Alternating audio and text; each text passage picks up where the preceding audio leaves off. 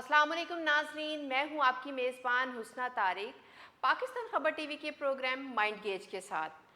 आज का हमारा जो टॉपिक है वो ये है कि सुनने में आ रहा है कि कुछ दौर शुरू होने वाले हैं।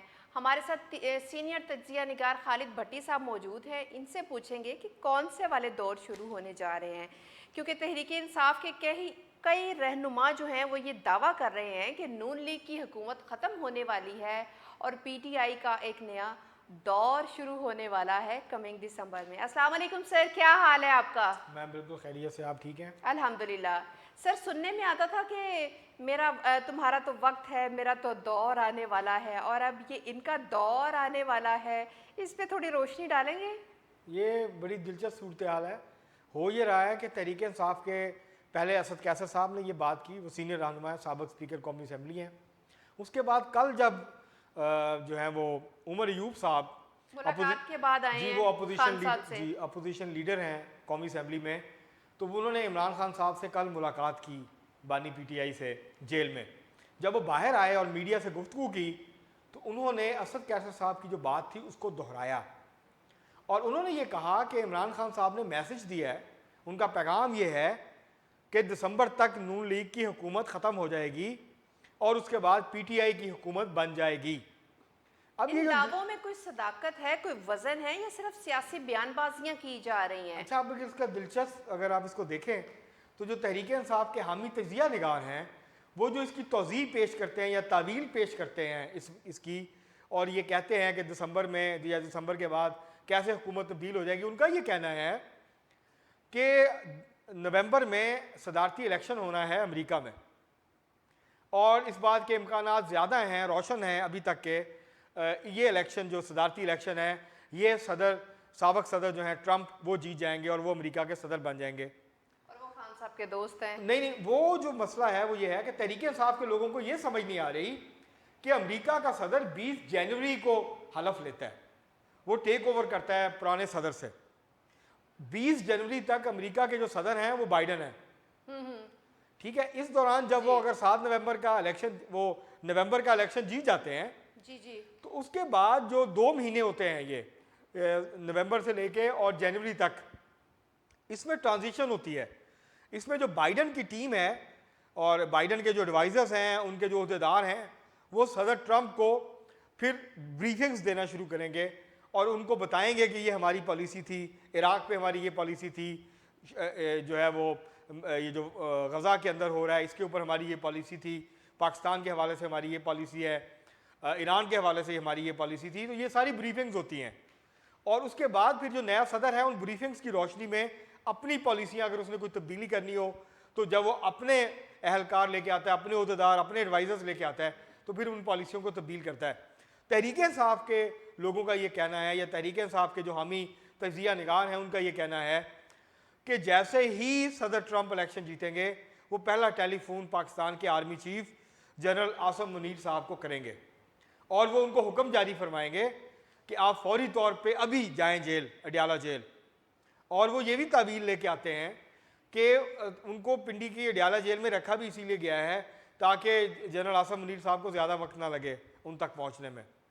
तो वो हुक्म सादर फरमाएंगे, उनके हुक्म की तामील करते हुए जो आर्मी चीफ़ हैं पाकिस्तान के जनरल सैयद आसम मुनीर साहब, वो भागते हुए जाएंगे, जो है वो फौरी तौर पे अडियाला जेल पहुंचेंगे, इमरान खान साहब को सलूट मारेंगे और उनसे कहेंगे कि जनाब आप तशरीफ़ लाएं, मैं आपको मर्सिडीज़ में बिठा के वज़ीर आज़म हाउस लेने के लिए। ड्रामेटिक सा स्क्रिप्ट नहीं लग रहा?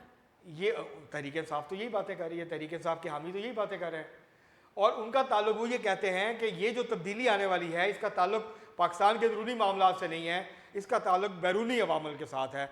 तो जो सबसे बड़ा बैरूनी अमल है या बैरूनी फैक्टर है इसके अंदर वो तो ज़ाहिर है अमेरिका का सदारती इलेक्शन है। और उनका यह कहना है, जैसे आपने कहा, कि वो समझते हैं कि सदर ट्रंप जो हैं वो दोस्त हैं इमरान खान साहब के और जैसे ही वो सदर का हलफ उठाएंगे वो गालिबन यकीनन उन्होंने 20 जनवरी को उठाना है। तो उसके बाद वो पहला हुक्म, उनको और कोई काम नहीं है अमेरिका की पॉलिसीज़ के हवाले से, तो वो सबसे दोस्ती वफा करेंगे, ये वो आप दोस्ती कैसे वफा कह करेंगे सकते हैं? और वो जो है हुक्म जारी करेंगे और पाकिस्तान की जो एस्टेब्लिशमेंट है वो ढेर हो जाएगी उनके हुक्म के टेलीफोन के सामने। जैसे जनरल मुशर्रफ जो है वो आर्म रिटेज जो नायब वज़ीर। सर, आपको ऐसा लगता है कि वो दोस्ती वफा करेंगे? नहीं नहीं, मुझे नहीं लगता, मेरा ज़ाती ख्याल तो उसके बरक्स है। जो हालात हैं वो ये बताते हैं कि हर गुजरते दिन के साथ इक़्तिदार और ताकत तहरीक इंसाफ से दूर होती जा रही है। अच्छा। तहरीक इंसाफ की जो मुसालहत है इस्टेब्लिशमेंट से, उसके इम्कानात दिन ब दिन कम से कम तर होते जा रहे हैं। और जब तक तहरीक इंसाफ जारहाना पॉलिसी के ऊपर कारबंद है, इस बात के इम्कानात बहुत कम हैं कि सदर ट्रंप फ़ोन करें या कि स्टामर फ़ोन करें जो बरतानिया के वज़ीर आज़म हैं। पाकिस्तान की इस्टेब्लिशमेंट टस से मस होने वाली इस मामले में नहीं है। तो तहरीक इंसाफ दरअसल ऐसी बातें करके अपने हामियों, अपने सपोर्टर्स के अंदर एक नया जोश और बलबला जो है वो पैदा करना चाहती है। जो मायूसी आ रही है, जो फ्रस्ट्रेशन पैदा हो रही है तहरीक इंसाफ के रैंक्स के अंदर, उनके मेंबर्स के अंदर, उनके वर्कर्स के अंदर, उसको दूर करने के लिए तहरीक इंसाफ के रहनुमा ना सिर्फ ये दावा करते हैं कि शहबाज हुकूमत जाने वाली है। एक बात मैं आपको बता दूं कि फौरी तौर पे शहबाज हुकूमत के जाने का कोई इम्कान नहीं है। कोई ऐसे मसाइल पैदा नहीं हो रहे हैं इस्टेब्लिशमेंट के दरमियान और मुस्लिम लीग नून की हुकूमत के दरमियान जिसका तहरीक इंसाफ फ़ायदा उठा सके। अभी मुस्तकबिल करीब में कम से कम 2025 का पूरा साल ऐसा होता हुआ नज़र नहीं आता। और ये एक दूसरे के बहुत करीब है, मुस्लिम लीग नून की हुकूमत और इस्टेब्लिशमेंट, और ये दोनों मिलके जो है वो काम कर रहे हैं। तो अभी इस बात का इम्कान नहीं। लेकिन तहरीक इंसाफ जैसे ये रोज़ उनके वकला ये दावा करते हैं कि इमरान खान साहब आज बाहर आए, कल बाहर आए, बस वो बाहर आने वाले हैं, बस उसके बाद तहरीक इंसाफ का सख्ती का दौर ख़त्म होने वाला है और उनका दौर शुरू होने वाला है। तो अभी तक जो है 1 साल से ज़्यादा हो गया है, बल्कि 1.5 साल होने वाला है 9 मई के वाक़यात को। अभी तक इमरान खान साहब बाहर नहीं आ सके और ग़ालिबन अगस्त में वो दोबारा गिरफ्तार हुए थे। अगस्त आने वाला है, इमरान खान साहब बाहर नहीं आए और ना फौरी एहतजाज करने जा रहा है पीटीआई। क्या ये बड़ा और कामयाब एहतजाज कर पाएगा? शायद केपी की हद तक कोई मुतासर कुन एहतजाज कर पाए। पंजाब में आपको पता है दफ़ा 144 लगा दी है, नाफिज कर दी गई। और इसके बारे में उज़मा बुखारी साहिबा का कहना है कि दहशत गर्दी के खदशात के पेश नज़र जो है दफ़ा 144 नाफिज की गई है। कौन सी दहशत गर्दी? ये जब भी तहरीक इंसाफ कोई एक्टिविटी करने जाती है तो पंजाब हुकूमत को याद आ जाता है कि हालात ख़राब हैं और वो फौरी तौर पे दफ़ा 144 नाफिज कर देती है। ये दफ़ा 144 जो है ना, ये एक ऐसी जादुई दफ़ा है कि इसके तहत हुकूमत कुछ भी कर सकती है। मसलन 2 लोगों से ज़्यादा का इज्तिमा नहीं हो सकता, दफ़ा 144 लग जाए। नहर में नहाने पर पाबंदी लगानी हो तो दफ़ा 144 के तहत लगाई जाती है। ये हर मर्ज़ का इलाज है। ये ऐसी हकीम की पुड़ी है कि जिसके अंदर हर मर्ज़ का इलाज पोशीदा है। और जब हुकूमत को मुश्किल महसूस होती है, हुकूमत को लगता है कि उसके मुखालफिन कुछ करने वाले हैं, और ये सिर्फ ये नहीं है कि मुस्लिम लीग नून की हुकूमत, जब तहरीक इंसाफ की अपनी हुकूमत थी वो भी दफ़ा 144 का बेदरेग इस्तेमाल करते थे, मुसलसल इस्तेमाल करते थे अपने मुखालफिन की एक्टिविटीज़ को महदूद करने पर। और यही अब जो है वो तहरीक मुस्लिम लीग नून की हुकूमत कर रही है। इस्लामाबाद और पंजाब में दफ़ा 144 लगा दी गई है। कराची में भी जब ये सड़कें बंद करने की कोशिश करेंगे, कहीं एहतजाज करने की कोशिश करेंगे, एहतजाज अगर छोटा हुआ होने दिया जाएगा, वरना वहाँ भी गिरफ्तारियाँ होंगी। वहाँ 144 तो नहीं लगी है दफ़ा, लेकिन वो वहाँ पे वैसे ही नक्शे अमन या सड़क ब्लॉक करने के इल्ज़ाम में जो है वो गिरफ्तारियाँ होंगी।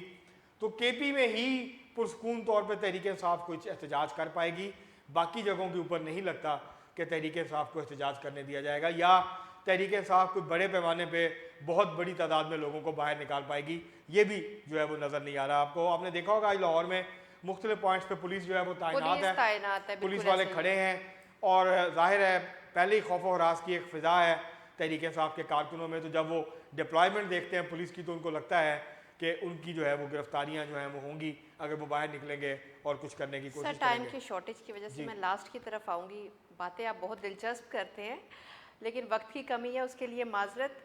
मैं पूछना चाहूँगी आखिर में कि तहरीक इंसाफ पर पाबंदी का ख़तरा जो है टलता हुआ नज़र आ रहा है, कम होता हुआ नज़र आ रहा है? जी, मुझे ऐसा होता नज़र नहीं आ रहा। इसके बावजूद कि बहुत सारे लोग ये बात कर रहे हैं कि गुज़श्ता जो मीटिंग हुई थी वफाकी काबीना की, उसमें ये पाबंदी लगनी थी, नहीं लगी, ये एजेंडे पे नहीं लाया गया, तो उसकी क्या वजह है? दरअसल मुस्लिम लीग नून अपने तमाम इत्तेहादियों के साथ सारे मामला तय कर रही है और हुकूमत जो है, क्योंकि ये फ़ैसला, एक बात मैं आपको बता दूं कि ये फ़ैसला हुकूमत का नहीं है, ये फ़ैसला मुस्लिम लीग नून का नहीं है, ये फ़ैसला ताकतवर हलकों का है और मुस्लिम लीग नून और पाकिस्तान पीपल्स पार्टी इससे पीछे नहीं हट सकती। अब इस पर आगे बढ़ना है। हाँ, टाइम लिया जा रहा है, उसकी फॉर्मेलिटीज़ तय की जा रही हैं, कानूनी माहिरीन सर जोड़ के बैठे हुए हैं, बाकी सियासी जमातों से उनकी इनपुट ली जा रही है, ताकि एक मुश्तरका लाहे अमल और हिकमत अमली इस इशू के ऊपर अपनाई जा सके। आपने देखा होगा तहरीक पाकिस्तान पीपल्स पार्टी के कुछ रहनुमाओं ने, जिनमें सैयद खुर्शीद शाह और दीगर शामिल थे, उन्होंने पहले मुखालफत की, लेकिन अब उनकी टोन भी जो है वो तब्दील हो रही है, क्योंकि फ़ैसला आखिर में प्रेसिडेंट आसिफ जरदारी साहब ने करना है। पीपल्स पार्टी की पॉलिसी का तयन जो है वो किसी और ने नहीं करना, वो सिर्फ और सिर्फ प्रेसिडेंट आसिफ जरदारी साहब करेंगे। तो मुझे नहीं लगता कि हुकूमत इसके ऊपर पीछे हट रही है। हुकूमत कुछ टाइम ले रही है, कुछ मामलात को बेहतर करने की कोशिश कर रही है, कुछ अदलिया के हवाले से असेसमेंट की जा रही है कि मुमकिन तौर के ऊपर अगर हम ये पाबंदी लगाते हैं, मामलात की बेहतरी अपने लिए करना जी चाहिए अपने लिए, आवाम के लिए भी अपने लिए, आवाम के लिए कोई नहीं सोच रहा, अपने ठीक लिए, है, अपने लिए। ठीक है, ठीक हो गया। Thank you so much sir, बहुत अच्छा लगा आपसे गुफ्तगू करके। इसी के साथ ही अपनी मेज़बान हुस्ना तारिक को माइंड गेज में इजाज़त दीजिए। अल्लाह हाफ़िज़।